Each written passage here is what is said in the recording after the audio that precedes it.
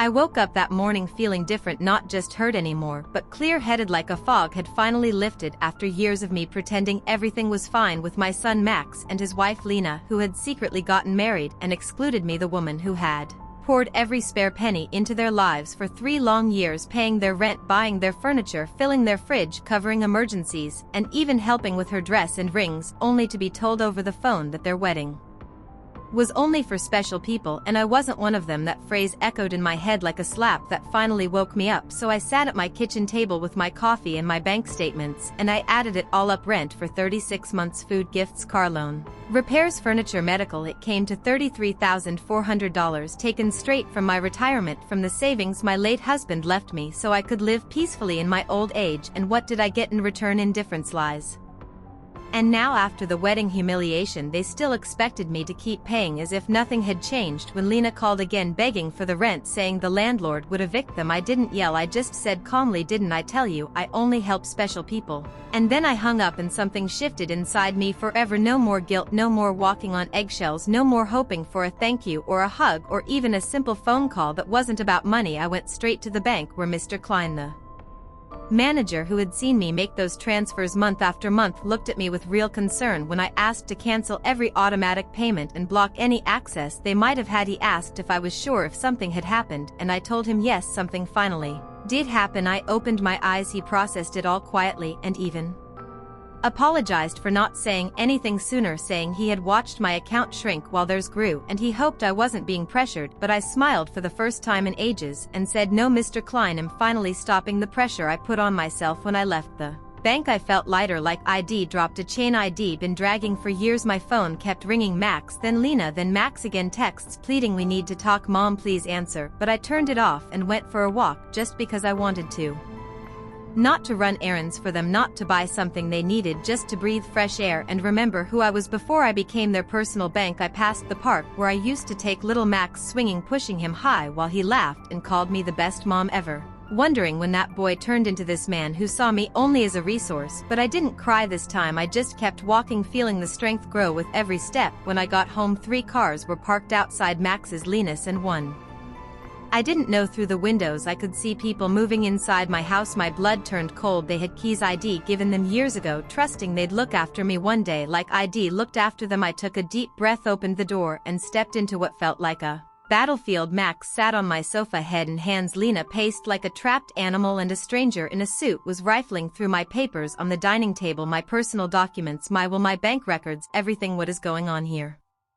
I asked, my voice stronger than I expected. They all froze, looking at me like I'd interrupted their plans. Lena spoke first. "Thank God you're here, Renata. We need to talk. This is Mr. Fisher, our lawyer. He's here to help with your situation." "My situation?" I repeated, staying calm. "What situation?" "I'm fine." Max looked up, eyes desperate. "Mom, we went to the bank. They said you canceled everything, blocked us. We don't understand why." Mr. Fisher stood up, hand extended. "I'm Dr. Fisher, family law attorney. Your children are worried about your mental state. They asked me to assess things." I didn't take his hand. Instead, I walked over, gathered my papers from the table. "These are private. You have no right to touch them without permission, Mom," Max said in that patronizing tone head mastered. "We're worried your behavior is strange, cutting us off, not answering calls. We think you need help." Lena tried to take my hand with fake sweetness. "Renata, honey, we know you're stressed. Loneliness at your age can cause confusion. It's normal." I laughed, a hard laugh. "Confusion? You mean deciding my money is mine, deciding not to fund 2 grown adults who treat me like garbage?" Mr. Fisher cleared his throat. "Mrs. Richter, your children have the right to step in if they believe your judgment is impaired. They've noted concerning behaviors like what." I shot back, deciding I'm not an ATM anymore.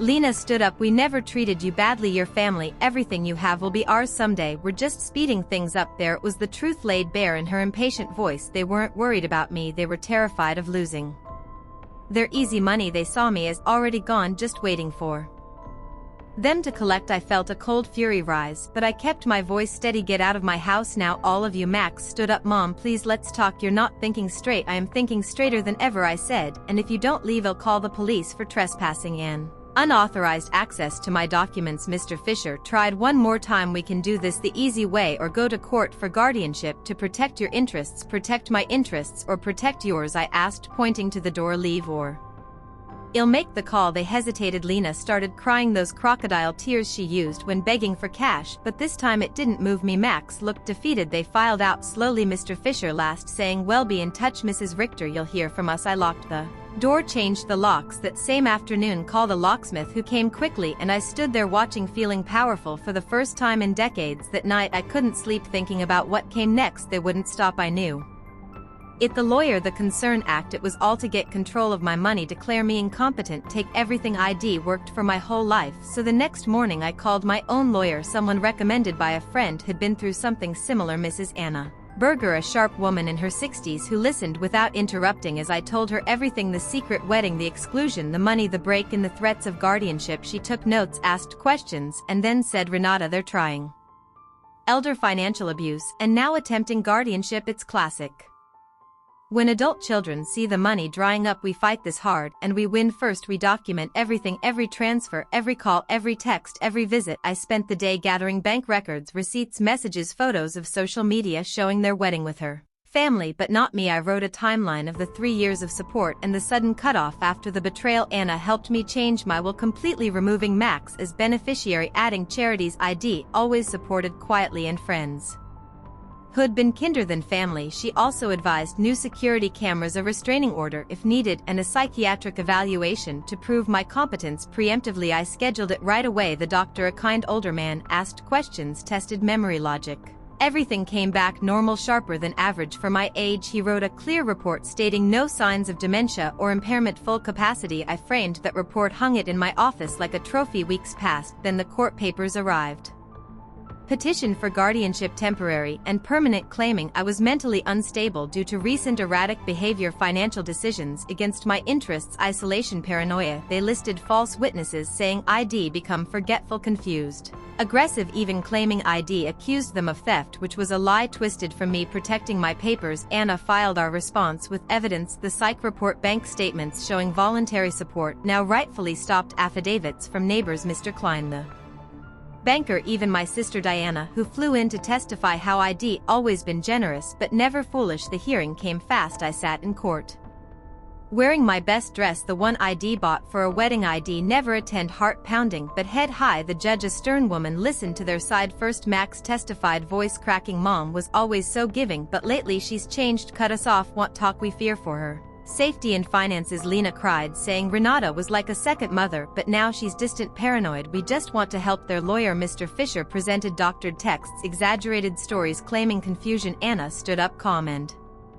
fierce. "Your Honor, this is not about concern, it's about money." Mrs. Richter supported them financially for years, over $33,000 from her retirement. Now that support stopped after a secret wedding, excluding her. They invaded her home, rifled through documents, attempted to coerce control. "This is elder abuse, not protection." She presented the evidence, timeline, psych report, bank records, witnesses. The judge asked me questions gently. "Renata, why did you stop the support?" I looked straight at her because I realized my love was being bought, not earned. "They excluded me from their wedding, called me not special after ID given everything, then demanded more. I decided to prioritize myself for once." The judge nodded, turned to them. "Your actions show motive, financial, not familial. The petition is denied. Mrs. Richter is competent, no guardianship granted, case closed." I walked out of that courtroom shaking but victorious. Anna hugged me, said, "You did it, Renata, you took your life back." That day I sold the big house, too many memories of giving too much, moved to a cozy apartment in the city, started traveling places ID dreamed of but never went because money went to them. I took up painting, joined a book club, made friends who valued me for me, not my wallet.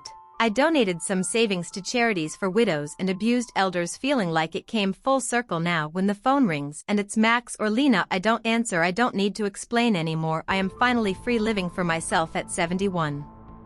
And it